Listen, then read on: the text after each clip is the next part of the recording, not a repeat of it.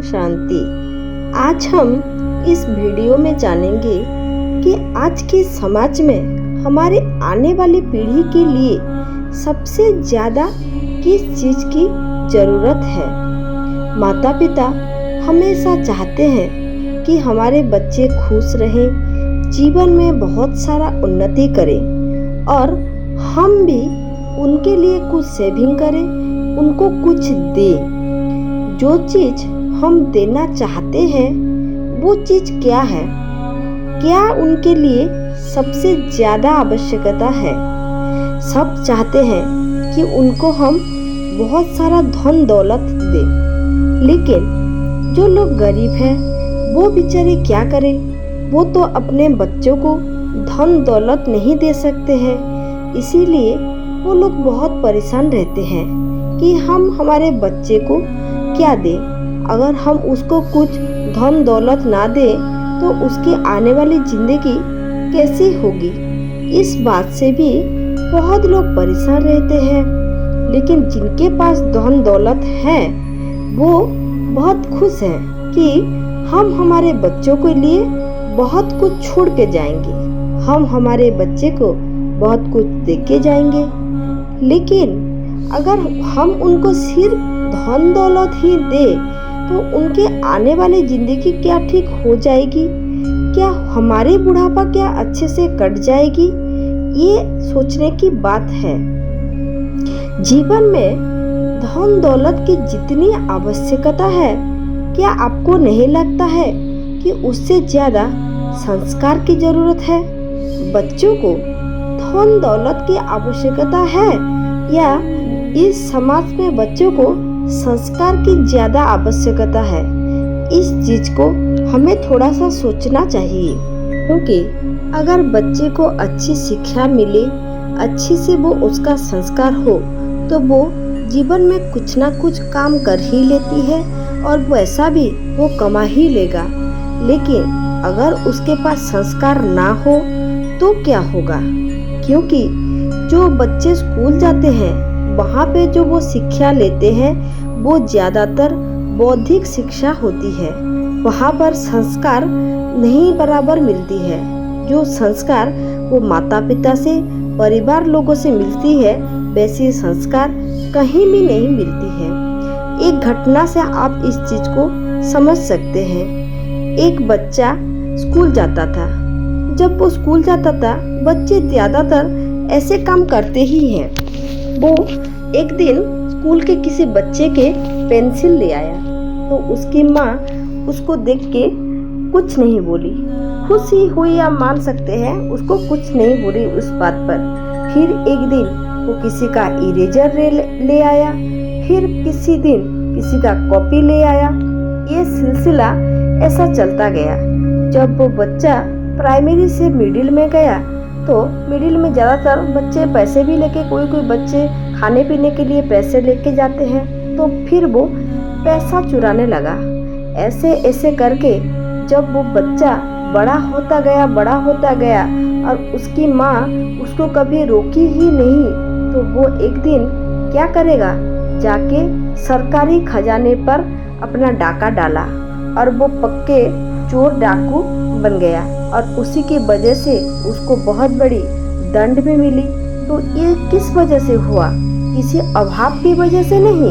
ये अभाव अगर होता तो अभाव में भी बच्चे चोरी नहीं करते हैं। अगर संस्कार ठीक हो तो अभाव में भी रहते हुए बच्चे, गरीब बच्चे भी चोरी काम नहीं करते हैं। और हमने देखा भी है अपने आंखों से कि बहुत धनी लोगों के व्यक्ति भी, उनके बच्चे भी चोरी काम करते हैं। ये तो हमारा ही सोच है कि हम जब कोई बच्चा चोरी करता है कि हम सोच लेते हैं कि उसके घर में खाने पीने का या सामान नहीं है या गरीब है इसलिए चोरी कर रहा है। लेकिन हमारी ये सोच बिल्कुल ही गलत है। वो बच्चा इसलिए चोरी किया क्योंकि उसकी माँ ने उसको संस्कार ठीक से दिया ही नहीं है। अगर उसकी माँ पहले दिन अगर उसको रोक देती और चोरी करना कितना गलत काम है, पहले दिन ही अगर उसको समझा देती तो वो वैसा कभी बनता ही नहीं है। देखिए, ये सब कहते भी हैं और हम मानते भी हैं, बच्चों का पहला गुरु माँ ही होती है। जो संस्कार माँ दे सकती है वो दुनिया में कोई भी नहीं दे सकता।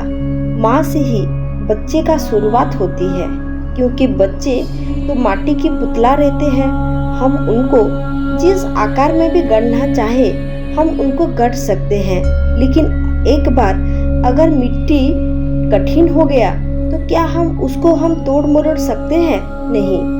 इसीलिए जब तक मिट्टी गीला है कुम्हार तभी ही आकार देते हैं। आप भी अपने बच्चों को तभी हर अच्छे संस्कार, हर अच्छी बात सिखाइए जब बच्चा छोटा हो, क्योंकि तभी सीखी हुई बात एक तो मनुष्य अपने जीवन में कभी भूलता नहीं है, और दूसरा चीज बच्चे बहुत जल्दी हर चीज को सीख भी लेते हैं, और एक बार सीखी हुई चीज हम जीवन में नहीं भूलते हैं।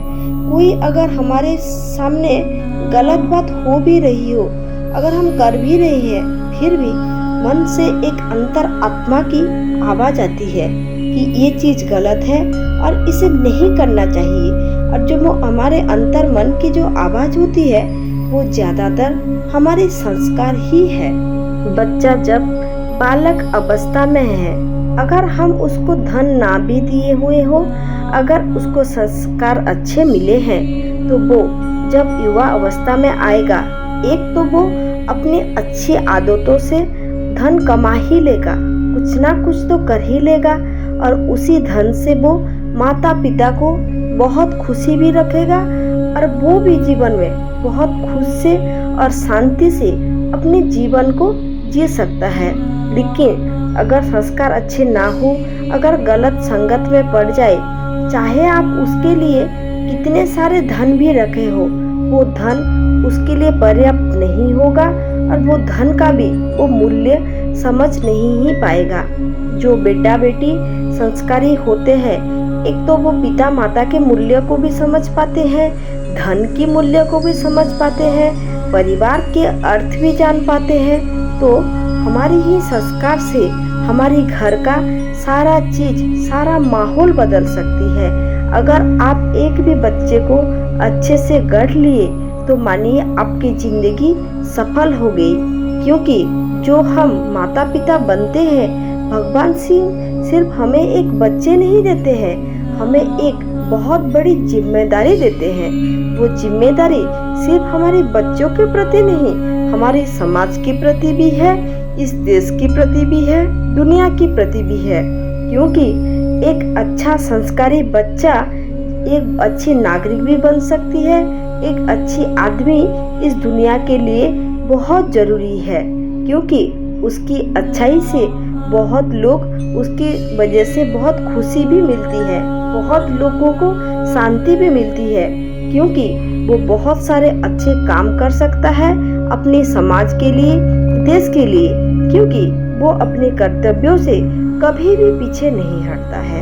इसीलिए हम आपको बोलते हैं कि आप धन भले ना दे, या धन संचित धन आप उसको भले दे या ना दे, लेकिन आप उसको संस्कार हमेशा अच्छी दीजिए, क्योंकि आपके बच्चे को प्रति ये आपकी बहुत बड़ी जिम्मेदारी है, और आपके समाज के प्रति भी आपकी बहुत बड़ी जिम्मेदारी है।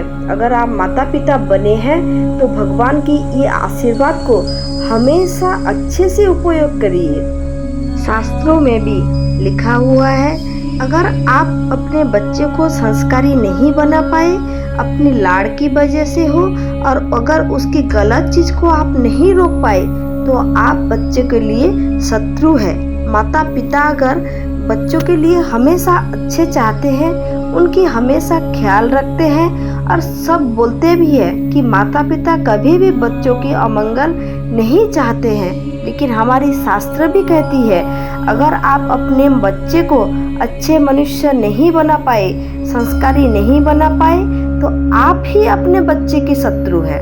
क्योंकि माता पिता ही दो ऐसे लोग हैं जो बच्चे के मन में संस्कार के बीज बो सकते हैं। अगर वो ही इस चीज को चेष्टा ना करे, और वो ही इस बीज को अगर मन में ना डाल पाए, तो आप मान लीजिए कितनी बुरी बात है, और बच्चा आगे जाकर कैसा मनुष्य बनेगा। तो तो ये आपकी ही जिम्मेदारी है कि आपको अपने बच्चों के मन में इस बीज को डालना ही है।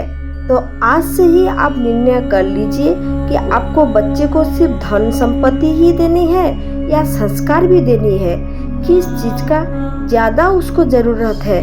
और आज के समाज को देखते हुए आपको क्या लगता है किस चीज का ज्यादा जरूरत है? आजकल हर किसी को लग भी रहा है कि बच्चों को लिए प्रॉपर्टी छोड़ के जाए, बहुत सारा पैसा छोड़ के जाए, बहुत सारा धन संपत्ति छोड़ के जाए। अगर आपके पास धन संपत्ति है तो बेशक आप अपने बच्चों को दीजिए, लेकिन इस समाज को भी एक अच्छे नागरिक भी देना ये भी आपकी एक कर्तव्य है। और ये तभी हो सकता है जब आप आपके बच्चे को ढेर सारा अच्छे संस्कार दे, क्योंकि जिनके पास संस्कार है, शिक्षा है, ज्ञान है, वो अपने दम पर बहुत सारे धन संपत्ति या प्रॉपर्टी तो कमा सकते हैं, लेकिन अगर आपके पास कितने सारे प्रॉपर्टी हो, उसी से संस्कार कभी नहीं खरीदा जा सकता। दुर्योधन के पिता के पास और रावण के भी बहुत सारे संपत्ति थे, लेकिन उनके कुसंस्कार की वजह से कैसे उनका सर्वनाश हुआ।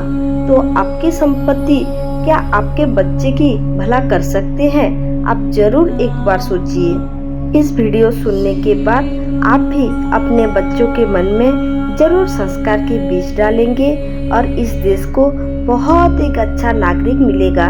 इस शुभकामना के साथ हम इस वीडियो को समाप्त करते हैं। अगर आपको वीडियो पसंद आए तो लाइक कीजिए, अपने फैमिली और दोस्तों के साथ शेयर कीजिए। जो लोग चैनल में नए हैं, चैनल को जरूर सब्सक्राइब करिए और अपना सुंदर सुंदर कमेंट जरूर हमारे कमेंट बॉक्स में दीजिए और मेरे बाबा को हमेशा याद करिए। ओम शांति।